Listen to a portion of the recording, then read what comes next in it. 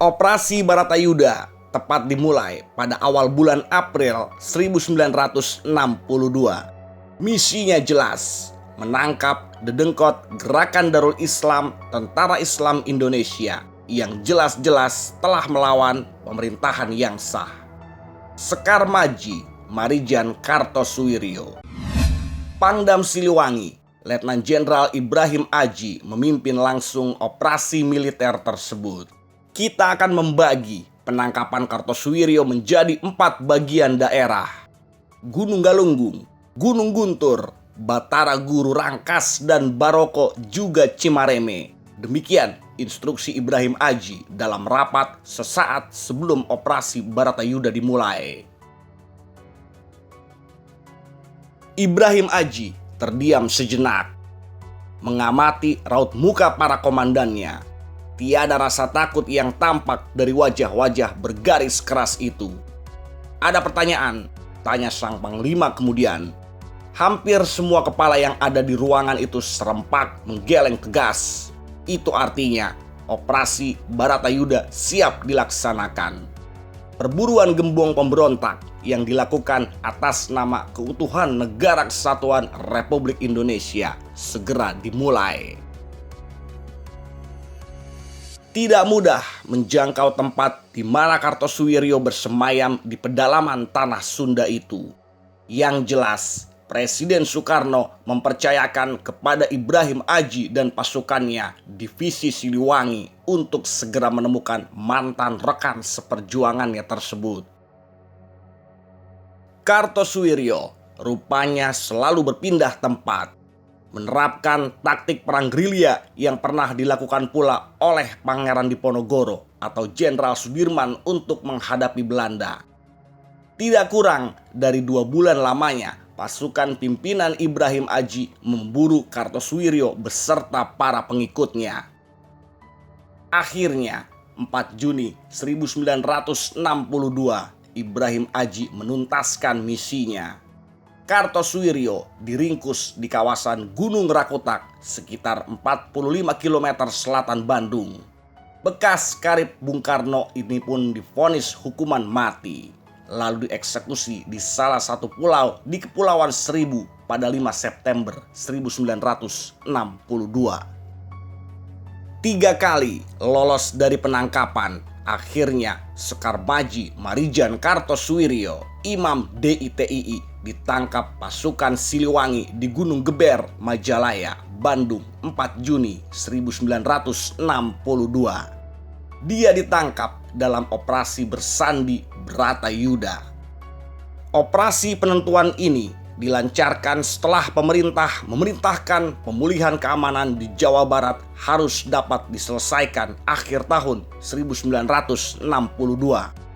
Untuk itu, Kodam Siliwangi mengadakan operasi Baratayuda pada awal April 1962. Dalam operasi ini, Kodam Siliwangi dibantu pasukan Kodam 7 Diponegoro, Kodam 8 Brawijaya, dan penduduk yang membentuk pagar betis. Pasukan inti dalam operasi ini adalah Batalion 328 Parakujang II Siliwangi. Tekanan pasukan TNI dibantu pagar betis dalam operasi Baratayuda berhasil membuat tokoh-tokoh DITII menyerahkan diri. Sebagian besar pemimpin DITII yang terdahulu seperti Kamran tewas dalam pertempuran. Pengganti mereka sebagian besar tertangkap, terbunuh, atau menyerah pada 1961. Ketika amnesti diumumkan dan para gerilyawan diberi kesempatan melapor sampai Oktober dan pada paruh pertama tahun 1962. Termasuk di dalamnya komandan militer yang utama Haji Zainal Abidin, Jailani Setiawan, Danu Muhammad Hasan, Adah Jailani Tirta Praja, dan Kepala Rumah Tangga Halinis Sospati. Adah Jailani Tirta Praja, Panglima Divisi DITII, menyerahkan diri pada 28 Mei 1962.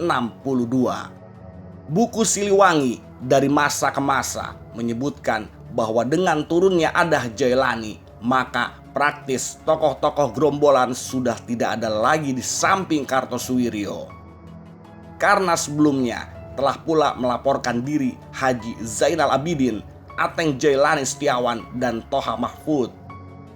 Yang masih di dalam hutan adalah Agus Abdullah, Panglima Divisi DITII, dan Aceng Kurnia, pengawal pribadi Kartosuwiryo.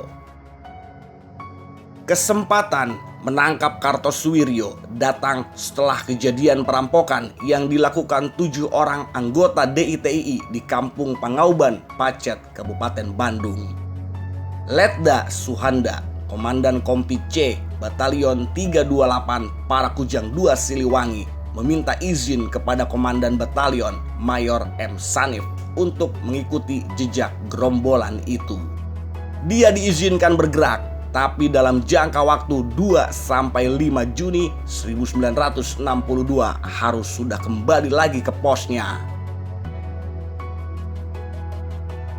3 peleton Kompi C, Batalion 328 Parakujang 2 Siliwangi bergerak pada 3 Juni 1962.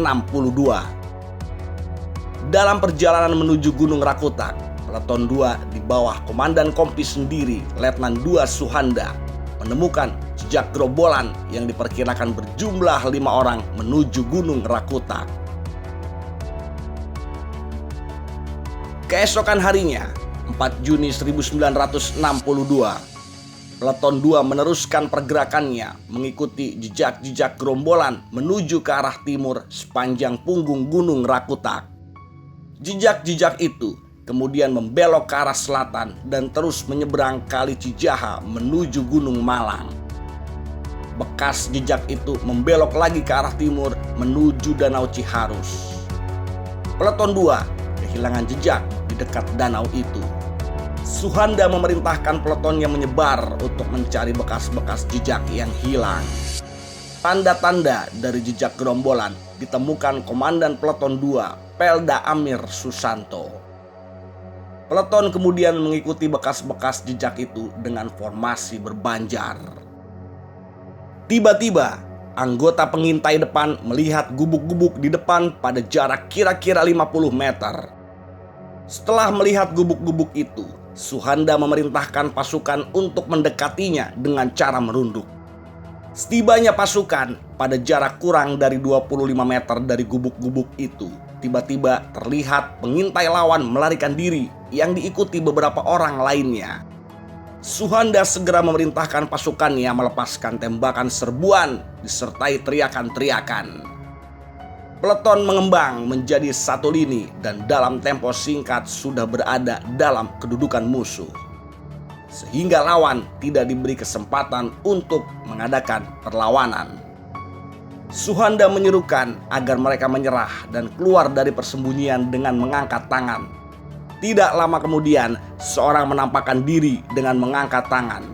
Orang tersebut adalah Komandan Pasukan Pengawal SM Kartosuwiryo yang bernama A. Mujahid alias Aceng Kurnia.